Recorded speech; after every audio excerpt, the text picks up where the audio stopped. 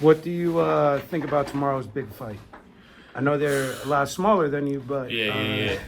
I'm not gonna lie, I'm excited for that. They sold the hell out of that fight. I can't wait yeah. to see it, man. They did a great job promoting it, and I'll say I have to give the edge to Devin Haney, but it's something about Regis Prograis' demeanor and how long he says he's been camping, how serious he is about how the things he's been working on. I just got to feel it. It's not going to be easy how people are viewing it. Yeah. Devin Haney is sharp, man. He real sharp. He got great skills. He got a great jab. If he moves and Regis can't cut the ring off and do nothing with it, then it may be that way. But I just got a feeling that You think Regis it's been working. Regis's Aaron Pryor moment? I'm not gonna say he's gonna win, but I do feel like this. It ain't gonna be no cakewalk like Devin Haney thinks it's gonna be. All that you a bum. He gonna see how what Regis really made up. Now, this is his first fight at 140. He wasn't really looked at as a guy with power at 35, right? When should he step to Regis and get his respect? Should he do it early or just wait till some gas is on the tank? Oh no, he shouldn't do it early. Definitely, that's when both guys are fresh. That's when you're not even warmed up, and that's when everybody's the most dangerous. So so he should definitely wait till you wear down to a little fatigue set in, and then if he could go for the kill, go for it. Because like I said, he couldn't really sit nobody down at 135. So now that he moved up to 140, should he go out there for the knockout? Do you think that's one of the issues maybe at 35, sucking the weight? Like you going down to 54, now you're feeling stronger, more powerful at your more natural weight. Do you Yeah. think that 5 pound difference, a lot of people don't realize that it does make a difference as you fill out? Hey, So look, you that- think that's a possibility? that could be a his shoulders are possibility. broader, he might be Fact. able to lean on them a little bit? Yeah, I mean that's something you would have to really ask Devin Haney or something we'll have Right. to see on Fight Night because this is his We'll first see. time at 140. But Right.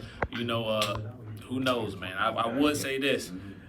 I feel like Devin Haney packs a little more punch than someone like a Shakur. Speed kills. Yeah, speed kills. So I mean, he do have the power to hurt you if you do land it quick enough in the ones you don't see. So, but will he hurt Regis? We don't know. How good does it feel to be back in the win column? It feels excellent, man. 3 out of my last 4 fights, I did come out victorious, and to finally get back in the winning column is basically the feeling I'm used to. I'm glad to have the feeling back. It was your second fight after a much-needed layoff to rejuvenate your mind, your spirit, your body. How do you feel going into 2024 now? Is this, now that you're back in the win column, do you want to keep sharpening your tools to get ready for the top of the weight division, or is this something where, like your corner just said, straight to the top? Oh yeah, straight to the top for sure, man. I'm 33. I've been there before. I know what it takes, and I just opened a gym recently back at home, so I'm in the gym 24/7, man. And I think that's what the problem was with me traveling and having to train out in Houston and other places. I couldn't have access to the gym and my coaches. And now that I'm back with my man Andre Robin, full pledge at home, I think that's all I needed. This fight was at what, like 63, something like that? Yeah, 65. Yeah.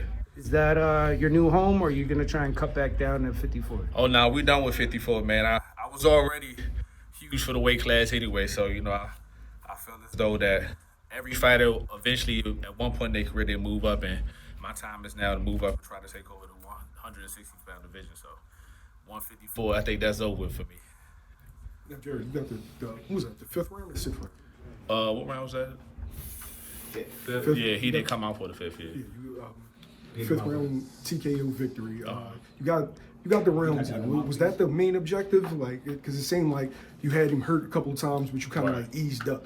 Well, it wasn't really the point to get the rounds. I just didn't want to rush and get too careless out there.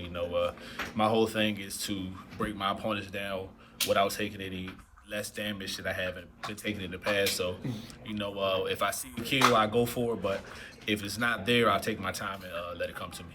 Why is 160-pound Jarrett Hurd a dangerous Jarrett Hurd? Because, man, like I said, I'm back. I'm back in the gym every day. I'm back, man. I'm back. I'm back in the gym 24/7, and I think that's what the issue was. My past fight, you saw my conditioning was the big factor. Every time I come on in there fighting, I was in shape. I think in my past few fights, you saw me get a little fatigue at times, and I think that was my biggest problem, and that no longer will be an issue. So, we good. Now, you were really working to stab to the body. Was that the game plan, like heading into the fight? Like, I'm just going to just slow him down and just Yeah. break his will? Yeah, we wanted to just work behind the jab, and you know, I have a sharp, strong jab. I just need to use it more. Like I used to walk in all the time. We wanted to get it working behind the jab before we started walking on our opponents. And I mean, the jab was working for me. You saw me killing them upstairs and downstairs with it. I was breaking them down with just a jab, so I didn't really have to open up with the right hand. When I finally threw it to the body, that's the one that set him down. Did you realize that that was all happening when he kept spitting out his mouthpiece, or what was that? Well, to be honest with you, I was kind of headhunting a little. Till my corner told me, you know, start going to the body a little more, Jerry. You only headhunt, you aiming for the head. So I started going to the body, and I saw him backing up and retreat a little more, and then I said, man, let me really put some shots in there, and that's when I threw the right hand. Now, you know I got to ask you, at 160, right? You're still one of the biggest names. Is there a fight that you're looking at? Like, I've always wanted this guy, but I never got him. All them motherfuckers. All of them. All of them. All of them. Like I said, man, it's time. It's my time. You know, I could say any name, but you know who got the titles: Jermall Charlo, Carlos Adames, however you say it, and Jennebeck. He over there on top race. I don't know how easy that'll be made. So let me get the other two. I'm here. I'm ready right now. I always wanted to see that more from him. I'm here right now, man. You know, Big Charlo just came back. He had a good performance off a 2-year layoff. And if you want another fight before he go for any of the top guys, I'm here, man.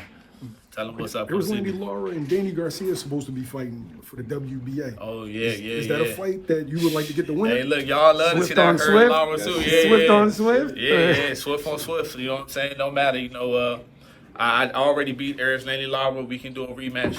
Hurd versus Lara too. And if Danny Garcia is successful, like I said, any of the champions, I'm ready. Any last messages for the fans? Yeah, man. Most Yeah. Last message. That's it. Last message for the fans. I have all day every. I already knew your cue before you said it, What's bro. the name I'm of the with gym? you. Hey, Swift Nation Boxing Gym, man, is located up in Barbara, Maryland. Just recently opened it this year. And I'm back at the gym full-fledged, man. Swift Nation, I love you guys, all of my fans, everybody who tuned in and support me. I love y'all. Like I said, 2-time champion on the way. I ain't going to do a lot of talking. I'm going to let my fight do the talking for me. And watch out for him because he's back.